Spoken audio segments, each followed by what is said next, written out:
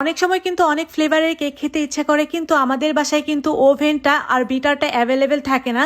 আজকে আমি কোনো প্রকার ওভেন ছাড়া, বিটার ছাড়া এবং কোনো প্রকার ক্রিম ছাড়া ঘরোয়া উপকরণ দিয়ে ক্রিম বানিয়ে এই রসমালাই কেকটা বানিয়ে দেখাবো, যেটা খেতে অসাধারণ। কেকটা আমি চুলাতে বানাবো, নরম তুলতুল স্পঞ্জে একটা কেক হবে, মুখে দিলেই মিলিয়ে যাবে। এই কেকটা কিন্তু আমি বাংলাদেশে প্রথম বানাচ্ছি কোনো প্রকার ওভেন ছাড়া, কোনো প্রকার বিটার ছাড়া, ঘরোয়া উপকরণ দিয়ে ক্রিম বানিয়ে।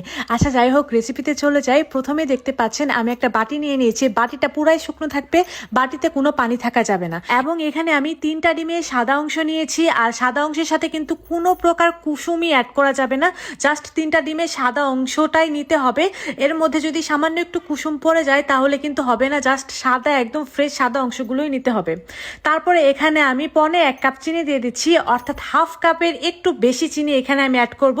তারপর জাস্ট হ্যান্ড উইক্স দিয়ে এভাবে নাড়তে চাড়তে থাকবো। আর এই পুরো প্রসেসটাতে চিনিটাকে আমি 3বারে অ্যাড করে নিয়েছি। তারপর নাড়তে নাড়তে কিন্তু চিনিটাও গলে গিয়েছে। ডিমের সাথে চিনিটা গলে কিন্তু এরকম ক্রিমি একটা টেক্সচারে চলে এসেছে। যখনই দেখবেন যে ডিমের সাথে চিনিটা একদমই মিশে গিয়েছে, চিনির কোনো দানাদার অংশই নাই, তখন এখানে কুসুম 3টাকে অ্যাড করে আবারও মিশিয়ে নেবেন। তারপরে এখানে আমি দিয়ে দিচ্ছি 1 টেবিল চামচের মতো তেল। তেলটাকে দিয়ে আমি আবারও মিশিয়ে নিলাম। এখন এখানে শুকনো উপকরণ অ্যাড করব। শুকনো উপকরণের ভেতরে হাফ কাপ ময়দা প্লাস 1/4 কাপ ময়দা দিয়েছি, সেই সাথে 1 চা চামচের মতো বেকিং পাউডার দিয়েছি। এখন শুকনো উপকরণগুলোকে আমি চেলে 2বারে মিশিয়ে নেব। আলতো ভাবে মিশাতে হবে যেন ডিমের ফোমটা একদমই না ভাঙে। আপনারা কিন্তু স্ক্রিনে দেখে বুঝতেই পারতেছেন আমি কতটা আস্তে এবং আলতো ভাবে মিশাচ্ছি। ভিডিওতে আমি একটু ফাস্ট করে দিয়েছি, কিন্তু এটা কিন্তু আমি অনেক স্লোলি মিশাচ্ছি।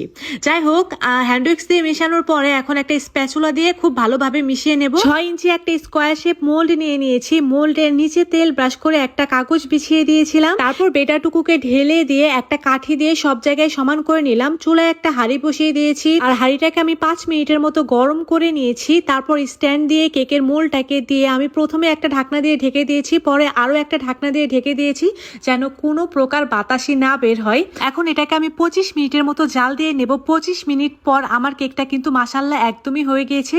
একটা কাঠি ঢুকিয়ে দেখলাম কেকটা হয়েছে কিনা। কেকটা কিন্তু একদম পারফেক্টলি ভাবে হয়ে গিয়েছে মাশাআল্লাহ। এখন ক্রিম রেডি করব। ক্রিম রেডি করার জন্য প্রথমে হাফ কাপ দিয়ে দিয়েছি গুঁড়ো দুধ, তারপর 2 টেবিল চামচের মতো কর্নফ্লাওয়ার এবং হাফ কাপ দিয়ে দিয়েছি চিনি এবং দিয়ে দিয়েছি পরিমাণ মতো পানি। এখানে আমি প্রায় 3 কাপের মতো পানি অ্যাড করে দিয়েছি, আর সামান্য একটু জর্দার রং অ্যাড করেছি যেন কালারটা সুন্দর আসে। আর এখনো কিন্তু আমি চুলাটাকে অন করিনি। এখন চুলাটাকে অন করে নেব। সবগুলোই মেশানোর পরে কিন্তু আমি চুলাটাকে অন করে নিলাম। চুলাটাকে অন করে নেওয়ার পর এগুলোকে এখন অনবরত নাড়তে থাকবো। যখনই দেখবেন যে এরকম হালকা ঠিক হয়ে আসছে তখনই এটাকে নামিয়ে নেব। এটাকে কিন্তু একদম ঘন করা যাবে না, যেমন হালকা একটু লিকুইডই থাকবে তখনই কিন্তু এটাকে নামিয়ে নিতে হবে। আর এদিক দিয়ে কিন্তু কেকটাও আমার প্রপার ভাবে ঠান্ডা হয়ে গিয়েছে, আর কেকটাকে আমি মোল্ড আউট করে নিলাম। দেখতেই পাচ্ছেন কেকটা কত বেশি স্পঞ্জি হয়েছে। কেকটাকে আমি 3টা স্লাইসে স্লাইস করে নিয়েছি। আর এদিক দিয়ে দেখতেই পাচ্ছেন মালাই চপ মিষ্টিগুলা, এগুলো কিন্তু আমি কালকেই বানাইছি, আমার পেজে আছে, আপনারা চাইলে দেখে নিতে পারেন। মিষ্টির যে রসটা আছে সেটা দিয়ে কিন্তু আমি পুরাটাই কেকটাকে ভিজিয়ে নিয়েছি।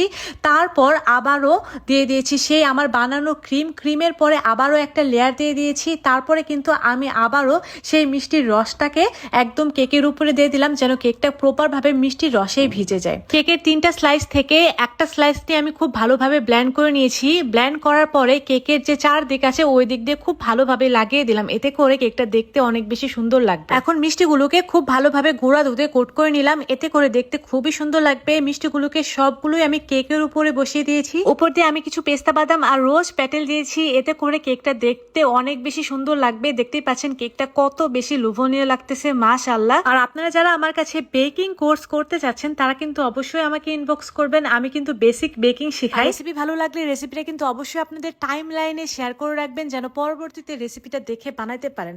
আজ তাহলে এই পর্যন্তই, দেখা হবে তাহলে নেক্সট এপিসোডে। সবাই ভালো থাকবেন, আল্লাহ হাফেজ।